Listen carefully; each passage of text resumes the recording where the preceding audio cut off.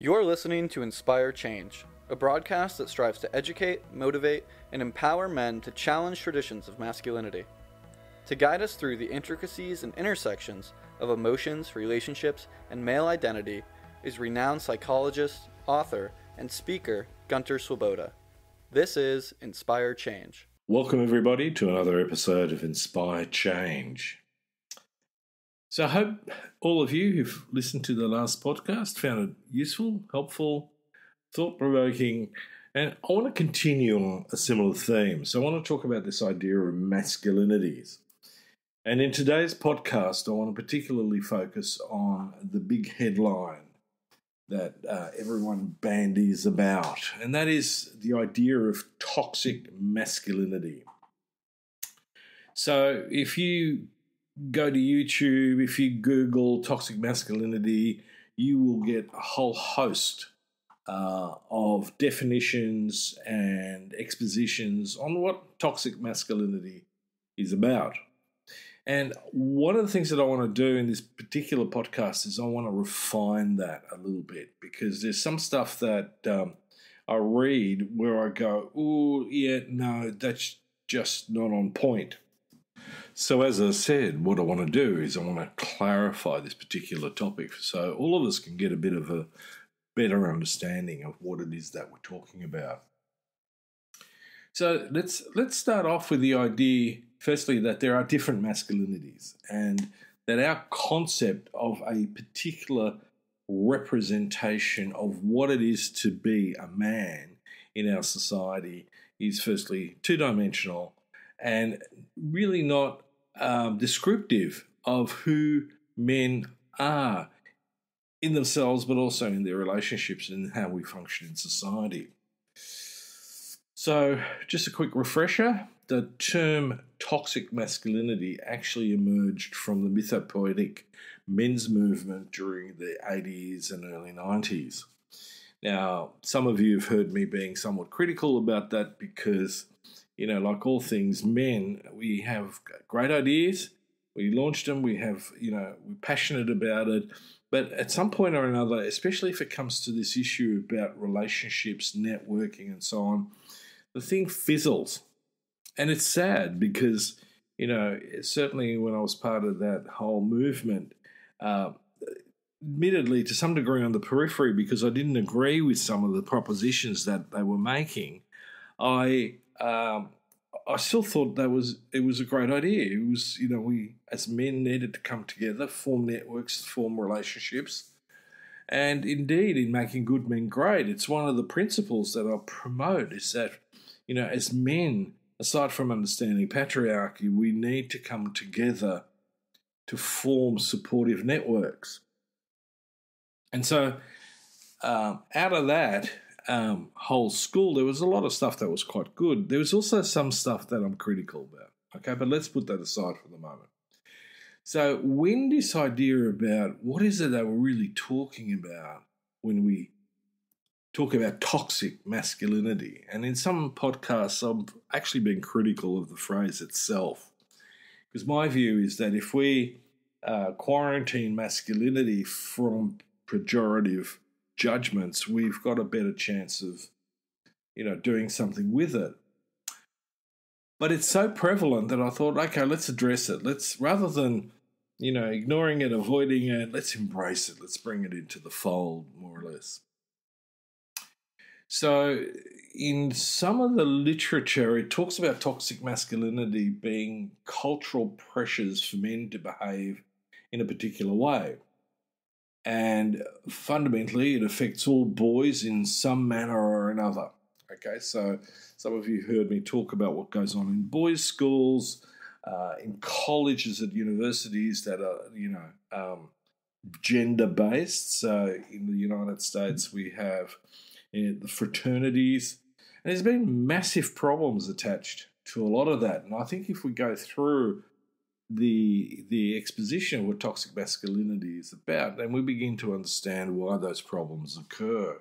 And if you want, I can certainly go through and define some of those problems. But let me go step by step.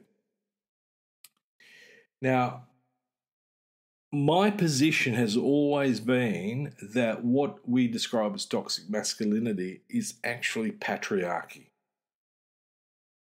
on steroids. And so, we in a way, we're talking about what we perceive to be manliness. And in a lot of instances, part of this sort of hyper masculinity is that we perpetuate ideas about domination, homophobia, and aggression. Men need to be tough. We need to avoid showing all emotions. And so there's a whole caricature of what a man is supposed to be in this. So if I'm going to go, okay, what is toxic masculinity? The first thing that I need to understand about it is that we're talking about toughness, we're talking about anti-femininity, and we're talking about power, right? Now, in Making Good Men Great, that model that I put together talks about the values of being territorial, hierarchical, or status-oriented, acquisitional, and competitive. And that, when we look at hypermasculinity, it's an extension of that. It's how it's evolved to shape the individual and the group. So, the problem with this is that it actually, one, generates unhealthy behaviours, but it also tends to glorify, romanticize those. And it's one of the reasons why I'm uneasy when we talk about, the archetypes of men, the king, the warrior, and so on, because they're arbitrary categories, and it depends how you apply them in one's individual life or within the context of the group, where it can either have a positive effect, but more often than not, it's negative. I mean, in the 21st century, unless I'm fighting in the Ukraine, the idea of being a warrior, I don't think is necessarily useful because it's two-dimensional. And, anyone who's been, who has served and who has been in combat knows the cost that has, not just physically, but emotionally and socially. So, in amongst this notion of toxic masculinity is the idea that fundamentally looking after yourself is for women. We need to treat our bodies more like machines. We've got to tough it out. We've got to stretch ourselves, push it to the limit, go over the edge. And one of the problems embedded in that is that, one, you're going to be taking a lot of risk. A lot of the times it's not going to be managed well. And we get really self-destructive ideas in that. Working out 7 days a week in a gym for 2-3 hours is not healthy. It's an addiction. So one of the offshoots is that in that mindset, you actually don't accept help very readily. You're also not accepting health all that well either, because if you were healthy, you wouldn't be doing this stuff. There was a study done in 2011 which found that men who held the strongest beliefs about masculinity were only half as likely as men with more moderate beliefs about masculinity to get preventative health care. So, for example, seeing a physician for an annual physical, for example, runs contrary to men's beliefs about toughness, so they're not going to engage in it. The other problem is that the more patriarchal or the more hyper-masculine you are, the less likely you are going to curb risk behaviours like heavy drinking, smoking, an unhealthy diet. And so they would then frame a lot of their risky choices as being normal. Well, that's just what boys do, or men will be men. So not really good. But the problem extends to our mental health as well. So any issues around mental health amongst the hypermasculine, amongst, the sort of patriarchs, is saying that, mental health is for the weak, right? So, again, it discourages men from pursuing psychological help or support networks. So depression, anxiety, substance abuse, all these things are seen as weaknesses, and so we don't go and reach out and grab health.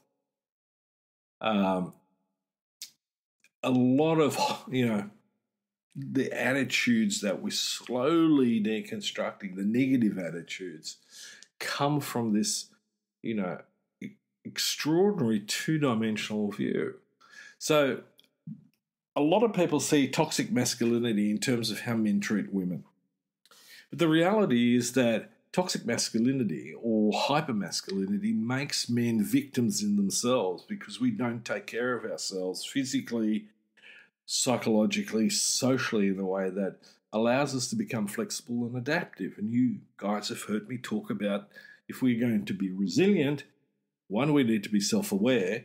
That includes our negative emotions as much as positive emotions.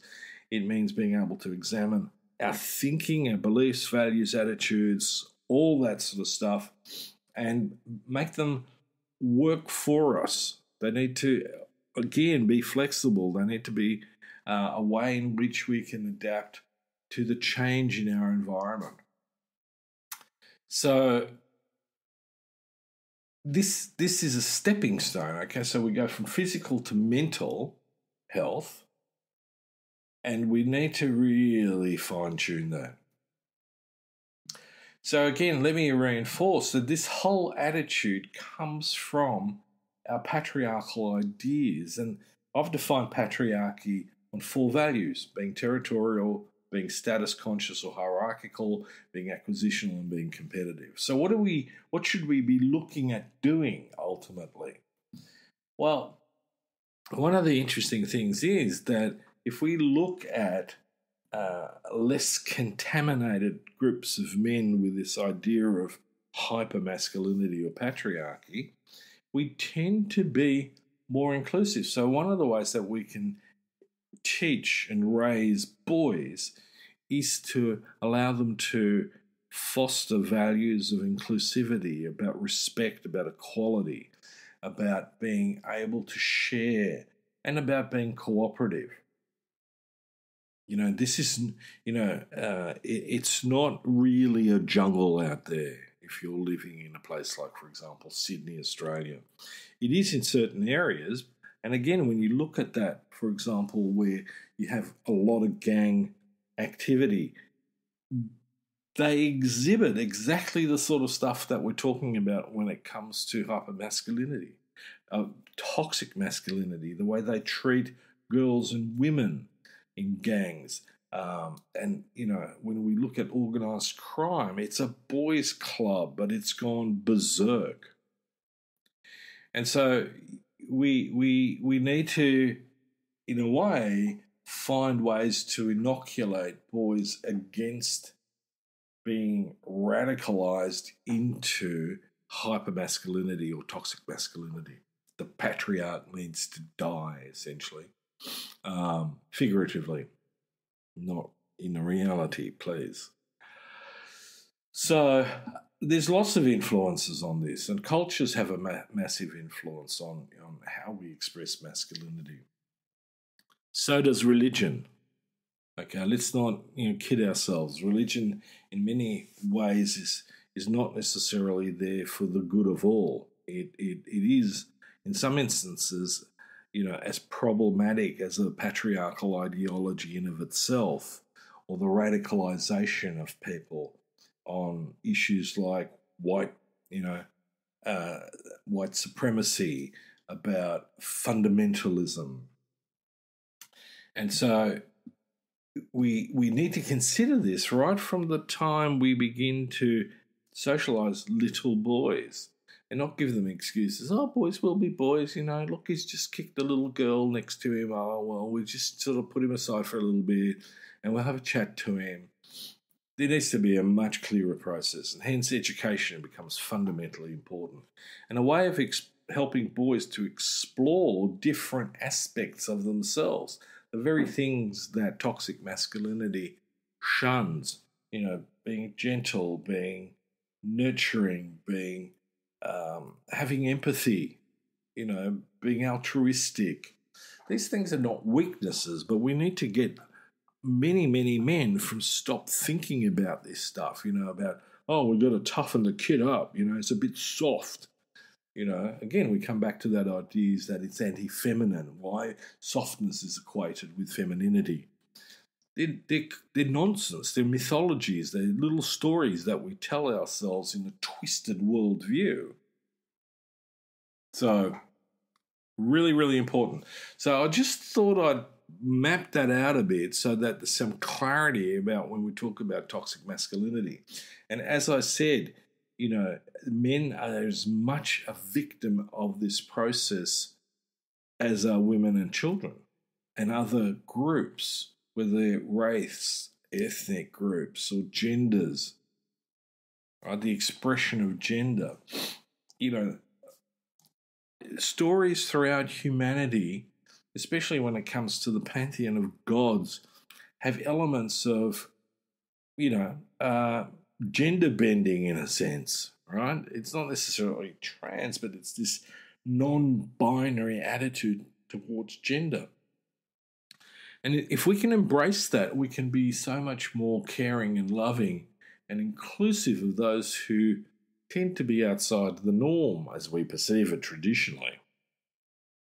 So, for instance, Polynesian culture, the Fa'afine in Samoan culture, or the Mahu in Hawaiian culture. So, it's not one size fits all, folks. It's really shades of grey, or the rainbow, as it were.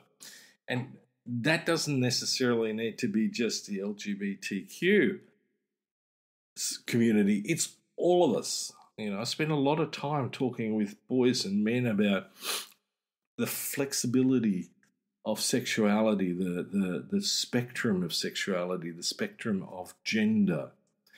Because the idea that it's either this or it's that, we're genetically either male or female, but that's not all true either. There's little aberrations in it, if you want to call it that way. But I don't tend to look at it like that. We just need to look at penguins, and they're quite happy to have same-sex couples that try to raise an egg. There's lots of examples amongst primates where same-sex behaviour manifests, and where, you have, for example, amongst chimpanzees, females who exhibit more of the male behaviours. So we just need to understand what it is that we're talking about before we get ourselves caught up and twisted in these bizarre ideas that cause more harm than good. Okay, so on that note, I'm going to finish today. I just want to remind everybody that if you're interested in pursuing my work, please go to my webpage, www.goodmengreat.com, or www.gunterswoboda.com.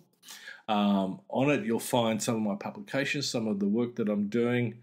I've got a fiction book out there, which is, I'm told, a fantastic read. People love it, called Mountains of the Sea. It's a sort of fish out of water story.